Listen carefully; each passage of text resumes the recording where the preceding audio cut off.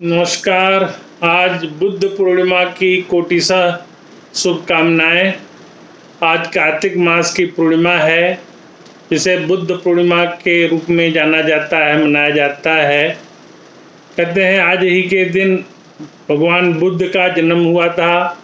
आज ही के दिन उन्हें महाबोधि वृक्ष गया में ज्ञान प्राप्त हुआ था और आज ही के दिन कुशीनगर में उनका निर्वाण हुआ था। यानी उनके जीवन की महान 3 घटनाएं आज ही के दिन संपन्न हुई। इसलिए उनके जन्म में आज के दिन के उनके जीवन काल में आज के दिन का अत्यधिक महत्व है। हमारे सनातन धर्मावलंबी में भी उनको 9वें अवतार बुद्धावतार के रूप में जाना जाता है। हालांकि बुद्ध धर्मावलंबी उनको अलग करते हैं, लेकिन सनातन धर्मावलंबी उनको अपना ही मानते हैं। तो बुद्ध जी के विचारों को प्रणाम करें। बुद्ध जी ने जीवन में 4 आर्य सत्य कहे और उनका पहला आर्य सत्य है दुख है, दूसरा आर्य सत्य दुख का कारण है, तीसरा आर्य सत्य है दुख का निवारण है, चौथा आर्य सत्य दुख के निवारण का मार्ग है। वो कहते थे सर्वम दुखम, सभी लोग दुखी हैं, तो इच्छा ही दुख का कारण बनती है।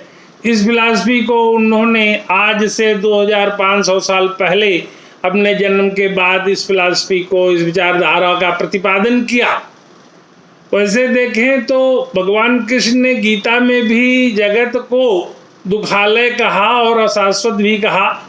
और भगवान कृष्ण का जन्म आज से लगभग 5000 साल पहले हुआ था, 5200 साल और कुछ वर्ष पहले हुआ था। तो यानी भगवान बुद्ध से 2500 साल पहले भगवान कृष्ण ने गीता में जगत को दुखालय कहा। मैं वो श्लोक भी पढ़ के सबके संज्ञान में लाना चाहूँगा, जो गीता के 8वें अध्याय का 15वां श्लोक है। मामुपेत्य पुनर्जन्म दुखालयम शाश्वतम नाप्नुवन्ति महात्मानं संसिद्धि परमांगता। परम सिद्धि को प्राप्त महात्मा जन मुझको प्राप्त होकर दुखों के घर में क्षणभंगुर पुनर्जन्म को नहीं प्राप्त होते हैं।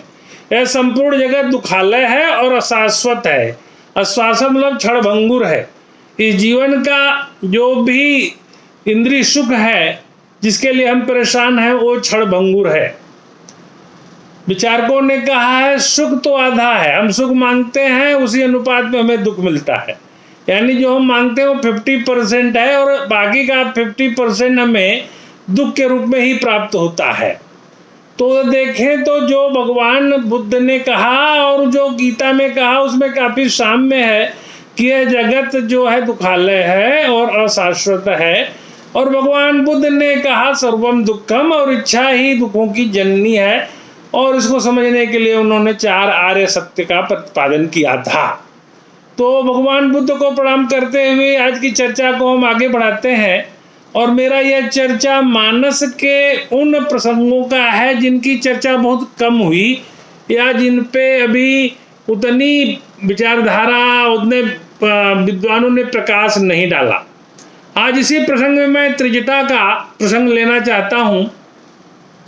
त्रिजटा के बारे में कहा जाता है कि वो लंका में अशोक वाटिका में माता सीता की रक्षिका के रूप में नियुक्त थी रावण के द्वारा। और उनके बारे में ये भी पाया गया है कि वो विभीषण जी की पुत्री थी। अब ये प्रसंग रामचरितमानस में नहीं मिलता कि वो विभीषण जी की पुत्री थी या नहीं, लेकिन कहीं मैंने अन्यत्र पढ़ा है कि वो विभीषण जी की पुत्री थी। और उनका स्वभाव बड़ा ही उदात्त चरित्र का था और सीता जी उनको माता के रूप में भी पुकारती थी और वो सीता जी का बड़ा ध्यान देती थी। तो त्रिजटा का जो प्रसंग है सर्वोत्तम सुंदर कांड में आया और बाद में फिर लंका कांड में भी आया है। 2 जगह, करीब 1-1.5 दोहा सुंदर कांड में और करीब पूरा 1 दोहा उनका जो है लंका कांड में आया है। तो जो सुंदर कांड में उनका दोहा आता है उसके बारे में हम जरा चर्चा कर लेते हैं। वो 10वां दोहा है। त्रिजटा नाम राक्षसी एका रामचरण रति निपुण विवेका। त्रिजटा जी रामचरण में अति रति थी और उनका उसमें निपुणता भी प्राप्त था। सबने बोली सुनाई सपना सही ही सही करे हित अपना। उन्होंने कोई स्वप्न देखा था, उस स्वप्न का वो जिक्र करती हैं उसमें उन्होंने कहा, सपने बानर लंका जारी, जात जान सेना सब मारी। स्वप्न में एक बानर लंका को जला देता है और उनकी सेना को मार देता है।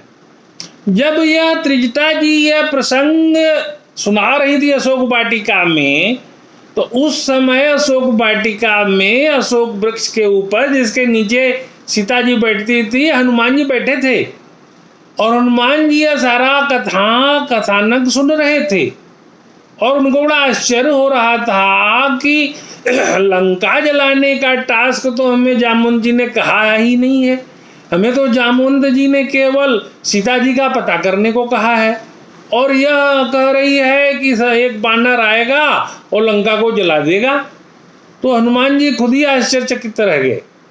तो आप यह समझ सकते हैं कि त्रिजटा का जो स्वप्न है वो एक तरह का भविष्यवाणी है और उसको जो स्वप्न हुआ त्रिजटा को, वो बाद में फलीभूत हुआ, जिसका जिक्र बड़ा विस्तार से आया है सुंदरकांड में। और खर आरूढ़ नगर दसीसा, मंडित सिर कंडित भुज बीसा, और उसे कहिए कि ये गधे पे बैठ करके रावण, उसका जो है सिर मुंडित हो गया है और उसके 20 भुजा खंडित हो गए हैं और वो दक्षिण दिशा की तरफ जा रहा है। ये सारी बातें उसको पता थी। लंका मनु विभीषण पाई और फिर लंका के राजा विभीषण जी हो गई है। नगर फिरी रघुबीर दुआई, तब प्रभु सीता बोली पठाई, यह सपना मैं कहूँ पुकारी, होई है सत्य गए दिन चारी, तास वचन सुनते सब डरी, जनक सुधा के चरण नहीं पड़ी। वो कह रही है कि यह सपना उसका 4 दिन में सत्य हो जाएगा। और यह सुनकर तमाम वहां राक्षसी जो सीता जी की सुरक्षा में थी, वो डर के मारे सीता जी के चरणों में गिर गई। यह सब प्रसंग चल ही रहा है तो माता सीता ने त्रिजटा को बुला करके कहा कि माता, मेरे लिए अग्नि का इंतजाम करो, मैं अपना आत्मदाह करके शरीर का त्याग कर दूंगी। तो उनको बहुत समझा करके त्रिजटा ने ऐसा करने से रोका। और ये बात सत्य है कि माता सीता त्रिजटा को माता के रूप में बुलाती थी। ये प्रसंग सुंदरकांड का है। फिर बाद में लंका कांड में जब रावण का भगवान शरीर, रावण का शरीर त्यागने का जब प्रसंग आता है भगवान के द्वारा, जब उसको लगता है बाण, तब त्रिजटा क्या बोल रही है? उसके ठीक पहले त्रिजटा क्या बोल रही है? बाण लगने के ठीक पहले, तई निज सीता पै जाई, त्रिजटा कई सब कथा सुनाई, सिर भुज बाढ़ सुनत रूप केरी, सीता उर्भई त्रास गनेरी, मुख मलिन उपजी मन चिंता, त्रिजटा सन बोली तब सीता, और यह कहा कस किन माता, के विधि मरे विश्व दुखदाता। हे माता, ये पूरे विश्व का दुख देने वाला रावण कब मरेगा? रघुपति सर सिर कटेहु न मरई, विधि विपरीत चरित सब करई, मोर भाग जियावत ओही, जय यहाँ हरिपद कमल बिछोही, जय कृत कपट कनक मृग झूठा, अजो सुदैवी मोहि पर रूठा। वो कनक मृग की बात करने लगती हैं कि कैसे मैंने उसके चक्कर में भगवान को भेज दिया है और बाद में मेरा अपहरण हुआ। ये सारी कथा कह रही हैं। रघुपति बिरा सभी सर भारी, तकी तकी मार बार बहु मारी, ऐसे जो राख मम प्राणा होई भी ता ही दियाव नयाना, कह त्रिजटा सुन राजकुमारी, उर सर लागत मरहु सुरारी, प्रभु ताते उर तई नते ही, एके हृदय बसत बेदेही। त्रिजटा कह रही है कि आपको अपने हृदय में धारण करता है, आपकी छवि को, इसलिए भगवान उसके हृदय में बाण नहीं मार रहे। इस तरह का भाव त्रिजटा के मन में था जो उन्होंने सीता जी के प्रति प्रकट किया। आज जब हम अपनी चर्चा को चरमोत्कर्ष पर करके पाते हैं तो पाते हैं कि त्रिजटा ने अशोक वाटिका में सीता जी की बड़ी रक्षा की। आप कल्पना कर सकते हैं एक नारी जो विरह में व्याकुल है और उसको अकेले एक वृक्ष के नीचे और तमाम तरह के राक्षसियों के संरक्षण में रख दिया गया, जो उसको भिन्न भिन्न भावों से उसको डरा रही हैं। उसमें अगर त्रिजटा ने अच्छा काम न किया होता तो आप क्या समझते हैं कि सीता जी जीवित रहती और क्या उनका इस तरह से भगवान उद्धार कर पाते?